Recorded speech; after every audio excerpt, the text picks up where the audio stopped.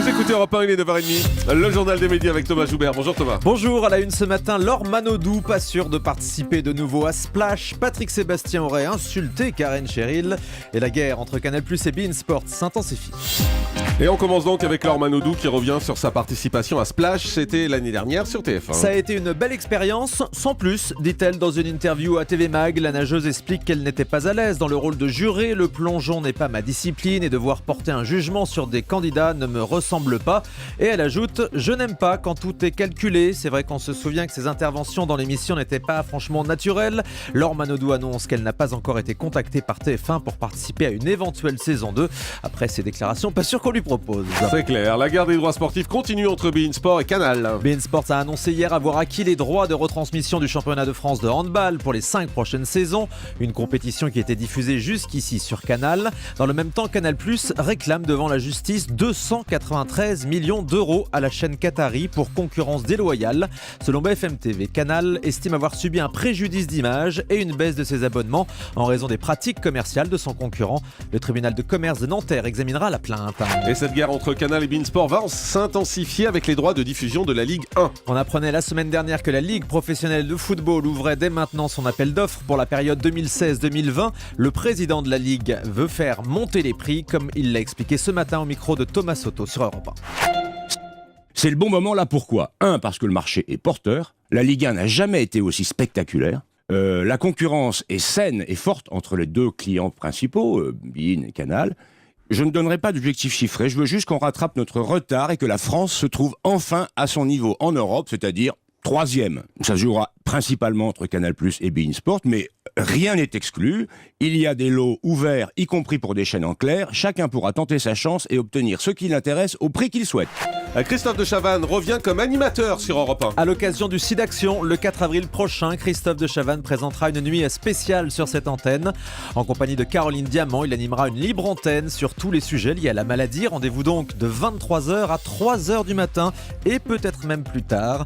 Le reporter de France 2, Olivier Delacroix, participera également à l'émission pour recueillir des témoignages. Et puis l'émission Domino Day va revenir sur D8. Domino Day qu'on avait vu sur TF1 il y a quelques années, présenté par Denis Brognard. Cette compétition est d'ailleurs diffusée dans 24 pays et D8 proposera une émission de 2 heures pour revivre tous les moments forts de ses exploits à base de dominos, on le rappelle, une très belle fresque. On se rappelle ce que c'est, c'est une grande salle dans laquelle il y a des millions de dominos et qu'on voit chuter pendant des heures. Ouais, ils font des paysages. Super. C'est vrai que c'est bizarre comme concept. Il faut lancer le premier et puis tout s'enchaîne, c'est le ça. principe des dominos. Et on regarde tout ça prochain. tomber. 4 avril prochain, 20h50. M6 lance demain soir un nouveau quiz en prime. Avec un titre à rallonge, Qu'est-ce que je sais vraiment ? Point d'interrogation, un jeu connecté auquel on pourra jouer. Je sais vraiment, c'est pas très long. Oui, enfin, C'est parce que vous dites point d'interrogation que c'est long. Oui, j'ai un peu rajouté au passage. C'est un jeu connecté donc auquel on pourra jouer depuis chez soi, sur son smartphone ou sa tablette. L'émission sera présentée par Karine Le Marchand et Stéphane Plaza. Une co-animation qu'elle a exigée, comme elle l'explique au micro européen de Romandre. Vous savez qu'a priori, le jeu, j'étais pas trop chaude pour en faire. Mais j'ai dit, j'aimerais bien le faire, mais s'il y a Stéphane avec moi. C'est une garantie de rigolade. C'est-à-dire, s'il y a Stéphane plus moi, c'est sûr que les gens vont pas attendre de moi un rôle que j'ai pas envie de donner. C'est-à-dire qu'on va pas me demander de faire le pingouin et uniquement de tenir les temps, donner des questions et des réponses. Et j'ai toujours peur de ça. Parfois, on vient vous chercher pour quelque chose. On te dit, si tu vas me chercher moi, c'est pour ma personnalité. Et tu te retrouves dans des trucs qui ne te correspondent pas et tout le monde est déçu. Donc je savais qu'en mettant Stéphane et moi, c'est qu'au fond, ils étaient tout à fait partants pour que ça déconne. Voilà, ça s'appelle comment, Julie ? Qu'est-ce que je sais vraiment ? Voilà. En fait, c'est pas long, c'est pas beau, quoi. Non, surtout. c'était mieux que sais-je vraiment. Ouais, c'est le qu'est-ce que qui est pas beau. Que sais-je, c'était peut-être pris déjà par la collection. Écoutez, on posera la question demain à Karine Le Marchand et Stéphane Plaza, puisqu'ils seront tous les deux en direct avec nous sur Europe 1. Très bien. Karen Cheryl s'explique sur son départ des années bonheur de Patrick Sébastien. Et visiblement, ça ne s'est pas bien passé, comme elle le raconte dans le dernier numéro du magazine Platine. Lors d'un tournage de l'émission, Patrick Sébastien lui aurait lancé un « ta gueule ». Karen Cheryl explique au passage que l'animateur ne s'adresse pas aux femmes et qu'il est très macho. Comme l'émission était en cours et qu'elle est professionnelle, elle est restée jusqu'à la fin, mais a décidé de ne plus revenir. Après l'incident, Patrick Sébastien lui aurait envoyé un SMS dont elle préfère ne pas révéler la teneur. On imagine les mots doux qu'ils ont pu s'échanger. Je suis hyper fan de Karen Cheryl, ces chansons, j'adorais ça quand j'étais petit. On Ah va oui, essayer on d'en sait. trouver une peut-être avant, à la Ah fin. oui. France 2 a fait plus de place aux femmes dans ses JT en 2013. Oui, vous le savez parce que je le mets à fond toujours dans Au bureau, au bureau. exactement.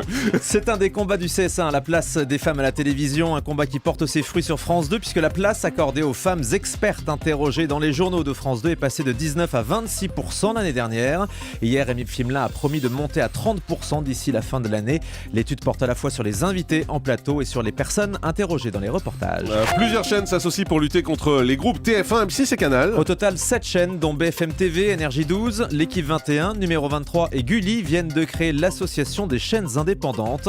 Cette association vise à défendre leurs intérêts face aux grands groupes. Ces chaînes sont par exemple opposées à l'arrivée de LCI et de Paris Première sur la TNT gratuite, 2 chaînes appartenant au groupe TF1 et M6. Allez, on termine avec le chiffre du jour avant Karen Cheryl. Qu'on a trouvé. 15,6%, c'est l'audience moyenne de France 2 au mois de février. France 3 en forte hausse, de presque 1 point par rapport à l'année dernière à 10,4%. Les Jeux Olympiques de Sochi ont donc dopé les audiences de France TV le mois dernier, ce qui permet à France 3 de repasser devant M6, puisque M6 descend à 10% de part d'audience. Merci beaucoup Thomas Joubert.